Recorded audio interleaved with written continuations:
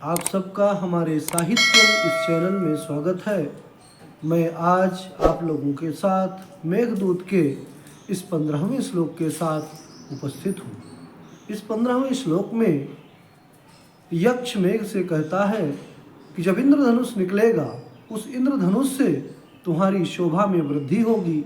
तो आइए महाकवि कालिदास के शब्दों में देखते हैं। रत्नच्छाया व्यतिकर इव प्रेक्ष्यमेतत् पुरस्तात् वल्मीकाग्रात् प्रभवति धनुः खण्डमाखण्डलस्य येन श्यामं वपुरतितराम्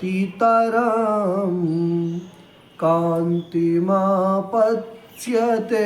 ते बर्हिणेव स्फुरितरुचिना गोपवेशस्य विष्णोः। आइए अब हम इसके अन्वय को देखते हैं। रत्नच्छाया व्यतिकर इव प्रेक्ष्यम आखण्डलस्य एतत् धनुः खंडम पुरस्तात् वल्मीकाग्रात् प्रभवति येन ते श्यामं वपुः स्फुरित रुचिना बर्हेण गोपवेशस्य विष्णोः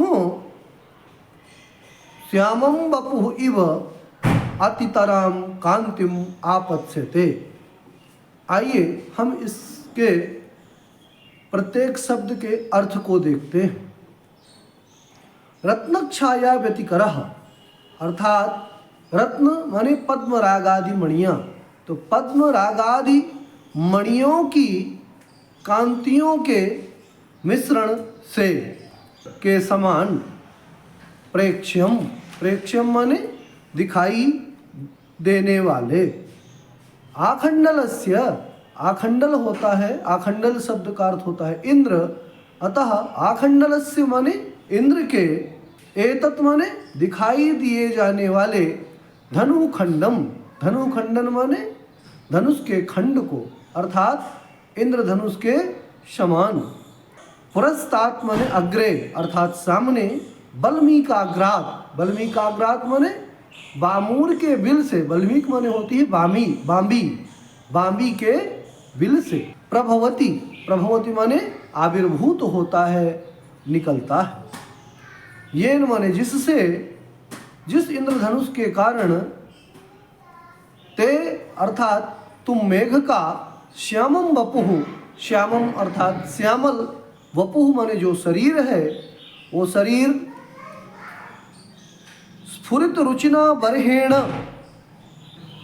स्फुरित रुचिना माने देदीप्यमान कांति वाले, बर्हेण माने बर्ह कहते हैं मोर के पंख को, अतः बर्हेण माने मोर पंख के समान, गोपवेशस्य गोप का वेश धारण करने वाले, विष्णु भगवान श्री कृष्ण के, श्यामः वपु, श्यामं वपुः माने श्याम, वपुः माने शरीर के, इव माने समान, अतितराम कांतिम आपत्स्यते, अतितराम माने अत्यधिक, कांतिम माने कांति को, शोभा को, आपत्स्यते माने प्राप्त करोगे।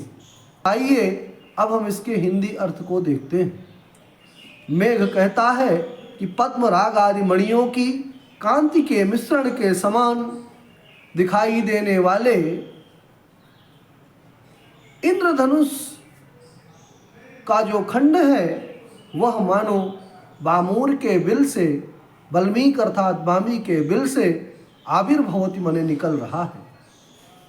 जब इंद्रधनुष निकलेगा उस समय तुझ मेघ का जो श्यामल शरीर है वो श्यामल शरीर कैसी शोभा को प्राप्त करेगा, तो कह रहा है अर्थात मोर के पंख को धारण करने वाले गोप वेशधारी भगवान विष्णु, विष्णु अर्थात कृष्ण के अर्थ में है, तो मोर के पंख को धारण करने से जैसे भगवान श्री कृष्ण की शोभा होती है, श्यामल शरीर की शोभा बढ़ जाती है, वैसे ही इंद्रधनुष के निकलने से तुझ श्याम वर्ण वाले मेघ की शोभा अत्यधिक बढ़ जाएगी।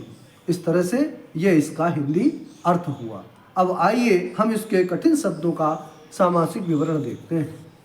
तो रत्नक्षाया व्यतिकरः, रत्नानां छायाः रत्नक्षायाः, तासां व्यतिकरः रत्नक्षाया व्यतिकरः, षष्ठी तत्पुरुष समास हो जाता है। फिर है प्रेक्ष्यम, प्रेक्षितुम योग्यम, प्रेक्ष्यम प्रापूर्वक ईक्ष धातु से णित प्रत्यय करने पर प्रेक्ष्य बन जाता है। प्रेक्ष्यम अर्थात देखने योग्य या सुंदर। आखंडलः, आसमंतात खंडयति इति आखंडलः, आंग पूर्वक खटी धातु से ई का लोप करने के बाद इतो नुम धातो हो, नुम का आगम करने से खंड बन जाता है। इसके बाद औणाधिक डलच प्रत्यय करने पर, अनुबंध लोप करने पर आ खंड डलच डा का लोप हो गया, इत संज्ञा लोप होने पर आखंड अल आखंडलः।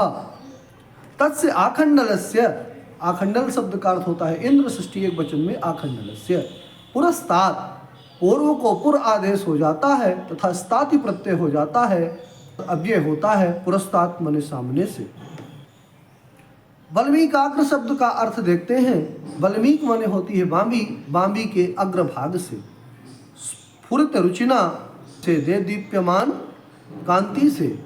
स्फुरिता, स्फुरिता रुचि ही यस्य असौ स्फुरित रुचि ही तेन स्फुरित रुचिना, बरहेण का विशेषण है। बरह माने पंख होता है, तृतीय भक्ति एक वचन में। गोप वेशस्य, गोपस्य वेशः इव वेशः यस्य अशौ गोप वेशः तस्य गोप वेशस्य, ऐसा बहुव्रीहि समास कर लेते हैं। विष्णोः, विष धातु से नु प्रत्यय करने पर विष्णु ष्टुत्व विष्णु बन जाता है। वेवेष्टि व्याप्नोति जगत इति विष्णु, विष्णु का अर्थ यहाँ श्री कृष्ण के अर्थ में है।